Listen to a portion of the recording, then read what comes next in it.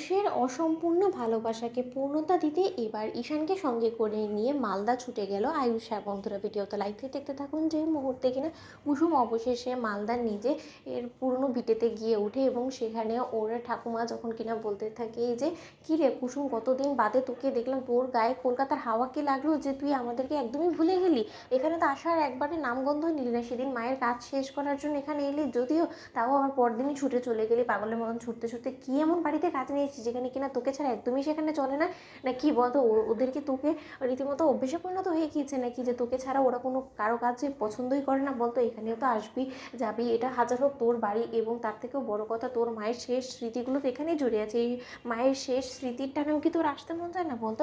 ঠিক সেই সময় কুসুম যখন কিনা গম্ভীর হয়ে অন্য মানুষকেও হয়ে থাকে, ঠিক সেই সময় কুসুমের ঠাম্মি যখন কিনা বলতে থাকে যে কী ব্যাপার, তোর চোখ মুখ এরকম শুকনো শুকনো লাগছে কেন বলতো? তোর নাওয়া খাওয়া হয়নি নাকি তুই ক্লান্ত তার জন্য এরকম হচ্ছে বলতো? কারণ তুই তো এমনিও যথেষ্ট পরিমাণে জন্মনে একটা মেয়ে, এবং তুই গোটা গ্রাম দাপিয়ে বেড়াতিস। আজকে সেই মেয়ে কিনা বাড়িতে এসে ফিরলো তো ঠিকই, কিন্তু এরকম মুখ গোমড়া করে মন মরা হয়ে কেন? কি হয়েছে বলতো? তোর বাবার সাথে কোনো কিছু হয়েছে? তোর বাবার কোনো কথা তো তোর খারাপ লেগেছে না? কি হয়েছে বলতো? নাকি মালিক পক্ষের লোকেরা তোকে কোনো কথা শুনিয়েছে, সেখান থেকে তোকে কাজ থেকে বের করে দিয়েছে বিধে তুই এখানে এসে উঠলি? বল না। কুসুম ঠিক সেই সময় কুসুমকে যখন কিনা এক পর্যায়ে কোনো রকম কোনো উত্তর দিতে না দেখে, এক পর্যায়ে যখন কিনা ও ঠাম্মি বলতে থাকে যে তার মানে কি সমস্ত কিছু ছেড়ে ছুড়ে তারপরে এখানে এসেছিস?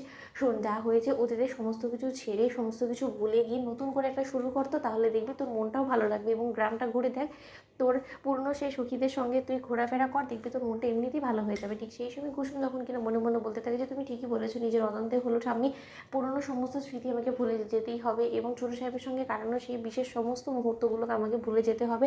না ভুলতে পারলেও আমাকে ভোলার আপ্রাণ চেষ্টা চালাতে হবে, কারণ সেই সমস্ত স্মৃতিগুলো যতদিন আমি আগলে রাখবো ততদিনই আমার মনের মধ্যে একটা খচখচানি, একটা আশ্চর্য রকমের কষ্ট কাজ করবে, এবং ছোটো সাহেবের নামে যে স্মৃতিতে আমি সিঁদুর এবং হাতে নোয়া বাঁধানো পড়ি, সেই সমস্ত কিছু আমাকে চিরকালের জন্য ভুলে হাত থেকে খুলে ফেলতে হবে। কারণ যতদিন আমি এই সমস্ত কিছু বোঝা বয়ে বেড়াবো ততদিন পর্যন্ত আমি আমার জীবন থেকে কোনো মতে ছোটো সাহেবকে দূর করে দিতে পারবো না। যে ছোটো সাহেব কিনা আমার মুখ দর্শন করতে চায় না, আমাকে তার জীবনে দেয় না, সেই ছোটো সাহেবের কাছে পড়ে থেকে বেহায়ার মতন আমি কী বা করতাম? তার থেকে বরঞ্চ এখানে যখন চলে এসেছি একবার, তাহলে আমি নতুন করে আমার জীবনটাকে করে পিটে নিব, সমস্ত অতীতকে ভুলে নতুন করে শুরু করবো, যাতে করে কিনা ওই গাঙ্গুলি পরিবারে আয়ুষ্মান গাঙ্গুলি নামক কেউ একজন আমার জীবনে কোনো একদিন এসেছিলো, সেই সমস্ত স্মৃতি আমি ভুলে যেতে পারি, এবং সেই স্মৃতিটুকু আমাকে ভুলে যেতেই হবে, সেটা আমার জন্য যতটাই কষ্টদায়ক হোক না কেন। ঠিক সেই সময় শঙ্কর যখন কিনা হঠাৎ করে কুসুমের ঠাম্মিকে ফোন করে বলতে থাকে যে আচ্ছা ও এসেছে, কুসুম কুসুম পৌঁছে আমাকে একটা ফোন করো না কেন? ও তো এরকম খামখেয়ালি করার মতো মেনে এত দায়িত্ব জ্ঞানহীনের মতন কাজ কেন করছে, কিছুই তো বুঝতে পারছি না। অন্যদিকে কুসুমের ঠাম্মি যখন বলতে থাকে যে শঙ্কর, আমার মনে হচ্ছে তোর মেয়ে